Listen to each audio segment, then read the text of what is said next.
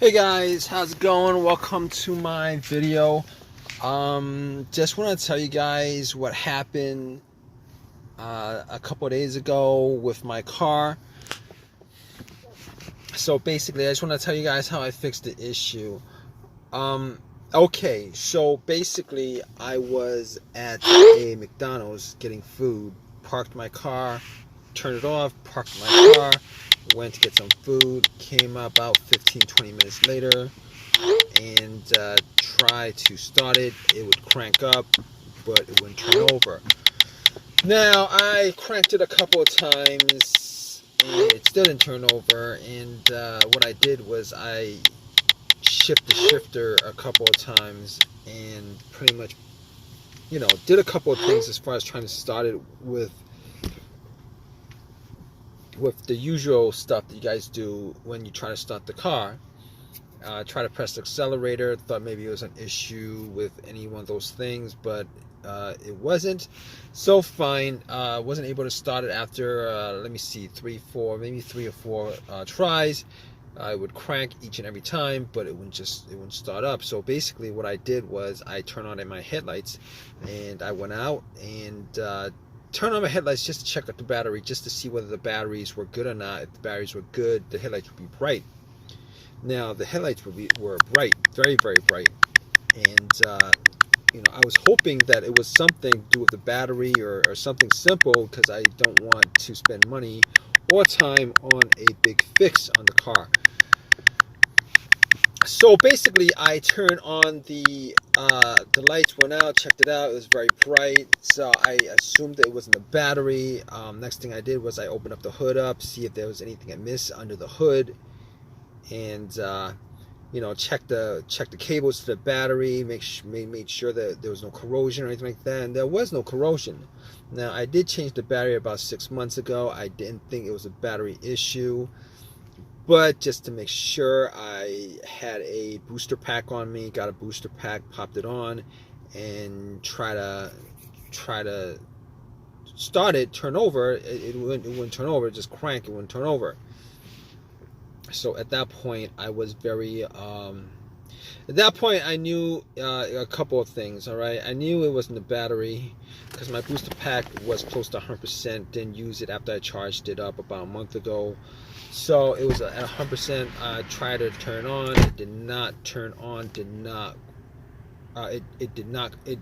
turn on, it did not turn over. It cranked, it did not turn over.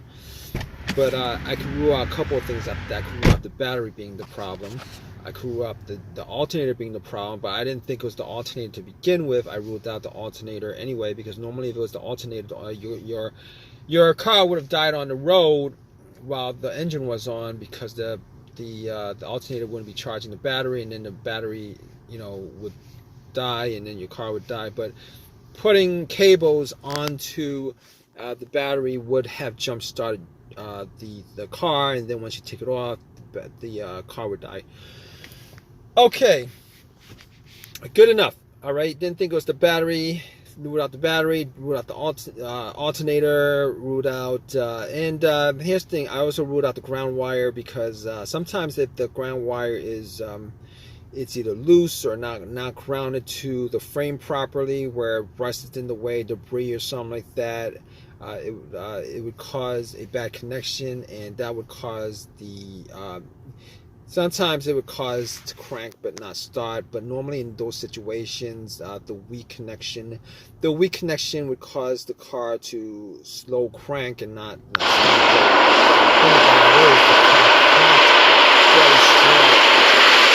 I didn't think it was the ground wire, but I double checked anyway, just in case if you guys don't know what the ground wire is. The ground wire is the wire, the negative cable of your, that connects to your battery. Normally that cable connects to the frame of your car. You guys can trace it to the frame to see whether there's any kind of rust around where it's bolted on. But I didn't see any amount of evidence that there was, that it was obstructing any kind of electricity, on the electrical connection. So basically, I could rule out the ground wire, the battery, the alternator, and On top of that, I thought to myself, well, here's the thing. There was no check engine light. There was no check engine light on the dash. So basically, because there was no check engine light, I could probably, at that point, I was ruling out like everything else that had a sensor that could be causing this issue. Basically, if there was a check engine light, I might, obviously I have an OBD2. I would have, I did actually put in the OBD2. But let me just tell you guys what happened. All right, there was no check engine light. I haven't had a check engine light on this vehicle for the longest time. There was no check engine light when before this started. So what I did was, okay, there's no check engine light. So everything that has a sensor connected to it, the mass airflow sensor, the throttle position sensor, the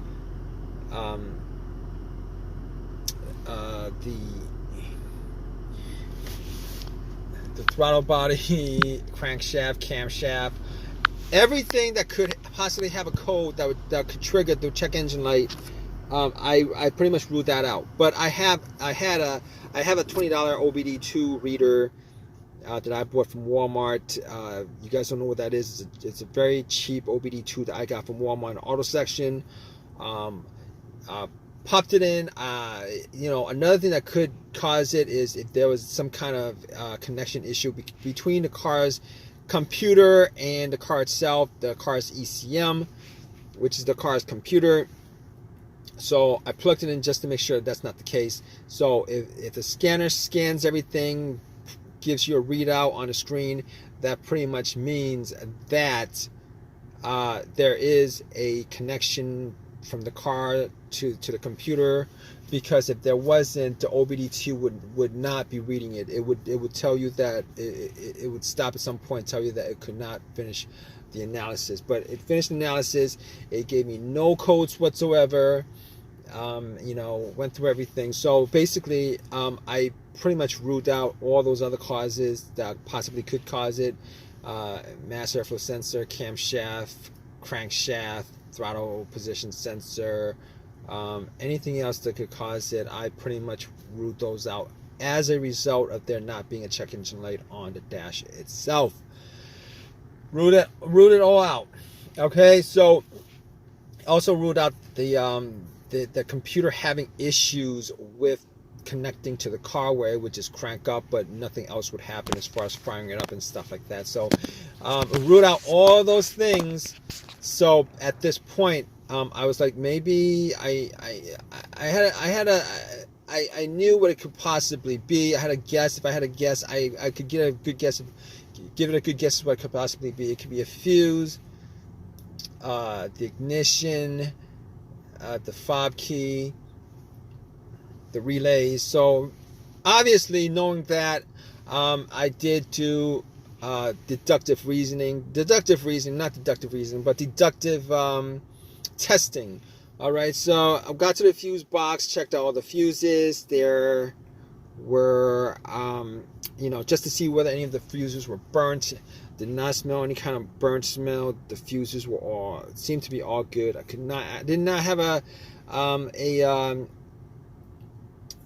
have a fuse tester with me, so I could not test it out in that way to be 100% sure. So I was looking at the relay and thinking it maybe could be the fuel pump relay. But before I did that, I did a little test on a fuel pump before I even got to the fuses and relays. Okay, so basically what I did was I tried to listen to hear whether I could hear some kind of whizzing sound. Okay, basically before your car starts, it primes the fuel pump from the fuel tank, and normally you would be able to hear a whizzing sound. But normally what happens is you would turn the car to the on position, which is what I did, and somebody else would be outside right next to the gas cap, and when you turn it to the on position without cranking, you'll be listening to whether you hear any kind of noise or sound or some kind of whizzing sound, motorized sound coming from there. If you do, normally that means that the fuel pump is good. Now, I didn't have anybody with me at the time, so I was sitting in my car, had everything off, blower motor off, everything off, and pretty much just tried to turn it to the on position and try to hear it. All right, the on position is the on position before you try cranking. Before you go all the way on cranking it up, before it starts, try to turn over and stuff like that. Okay, you shouldn't be hearing a crank when it's on the on position. That's when that position is where all the lights light up on a dash. So basically, what happened was, I tried to listen to it inside the car with it on the on position, and could not hear any difference. Cannot make out whether there was a priming sound or not. So at that point, I thought to myself, all right, I'm not going to be able to test it out that way. So I figured out where the fuel pump relay was, and if you guys don't know this trick, just to figure out whether it was the relay, that's blown or whatever, you guys can find another relay, similar relay with the same, numbers, the same exact relay for another component of the car, and then you swap it out. Okay, you can swap it out. So that's what I did. I swapped it out, and guess what, guys? Bam! It actually turned on, cranked, turned over, and as soon as it turned over, I knew it was the relay that was the problem. As soon as it turned over. So at that point, obviously, I found out the culprit of the problem. Was able to drive to AutoZone. Got the relay, swapped it back to the whatever the component that old relay was, and then put a new relay for the fuel pump. And it cranked up. It just cranked up. It's good. Fixed the issue. Haven't had the issue since. So you guys are in the same situation where your car is cranking, but it won't turn over. Just go down each and every one of those troubleshooting steps that I went through. 90% of the time, you should be able to get to why your car would crank but won't start. I could not guarantee 100% of the time, because there's also a couple of variables that could be involved as far as why your vehicle is cranking but not turning over. But in this situation, I found out what it was, fixed it. I'm good to go. Just want to let you guys know. I hope this has helped you guys out. If it has, please give me a thumbs up. Please subscribe. Please, if you have any comments at all, please leave a comment in the comment section. All right, guys, take care.